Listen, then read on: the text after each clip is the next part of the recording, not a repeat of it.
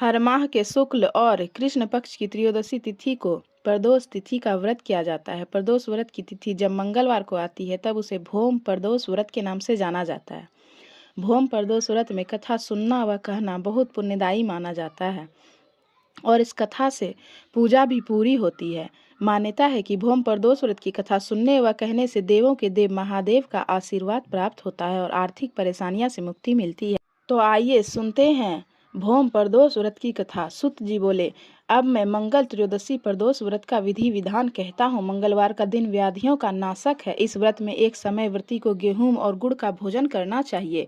इस व्रत के करने से मनुष्य सभी पापों व रोगों से मुक्त हो जाता है। इसमें किसी प्रकार का संशय नहीं है।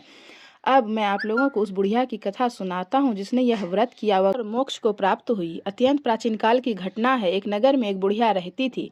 उसके मंगलिया नाम का एक पुत्र था। वृद्धा को हनुमान जी पर बड़ी श्रद्धा थी। वह प्रत्येक मंगलवार को हनुमान जी का व्रत रखकर यथाविधि उनका भोग लगाती थी। इसके अलावा मंगलवार को एक ना तो वो घर लिपती थी और ना मिट्टी खोदती थी। इस प्रकार से व्रत रखते हुए जब उसे काफी दिन बीत गए तो हनुमान जी ने सोचा कि चलो आज इस वृद्धा की श्रद्धा की परीक्षा करें। वह साधु का वेश बनाकर उसके द्वार पर आ पहुंचे और पुकारा, है कोई हनुमान का भक्त जो हमारी इच्छा पूरी करे। वृद्धा ने यह पुकार सुनी तो बाहर आई और महाराज क्या आज्ञा है। साधु वेशधारी हनुमान जी बोले कि मैं बहुत भूखा हूँ, भोजन करूंगा तो थोड़ी सी जमीन लीप दे। वृद्धा बड़ी दुविधा में पड़ गई। अंत में हाथ जोड़कर प्रार्थना की, हे महाराज, लीपने और मिट्टी खोदने के अतिरिक्त जो काम आप कहे वो मैं करने को तैयार हूँ।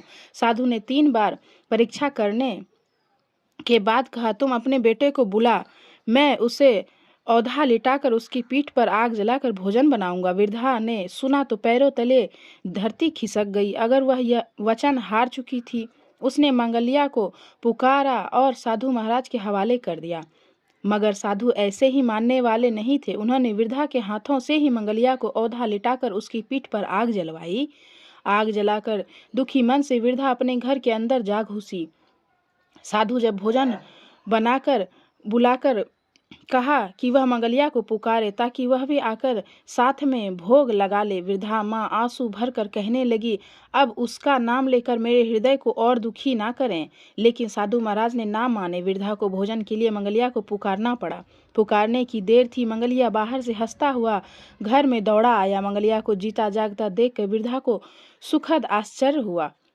वह साधु महाराज के चरणों में गिर पड़ी। साधु महाराज ने उसे अपने असली रूप में दर्शन दिया। हनुमान जी को अपने आंगन में देखकर वृद्धा को लगा कि जीवन उसका सफल हो गया। तो ये थी प्रदोष व्रत की कथा। बोला जाता है कि जो जितना भक्ति भगवान का करते हैं उतनी कड़ी परीक्षा भगवान उससे लेते हैं। तो आप लोगों को भोम प्रदोष व्रत की कथा कैसी लगी? अगर अच्छी लगी तो एक लाइक जरूर करें और मेरे कमेंट बॉक्स में हर हर महादेव जरूर लिखें। हर हर महादेव।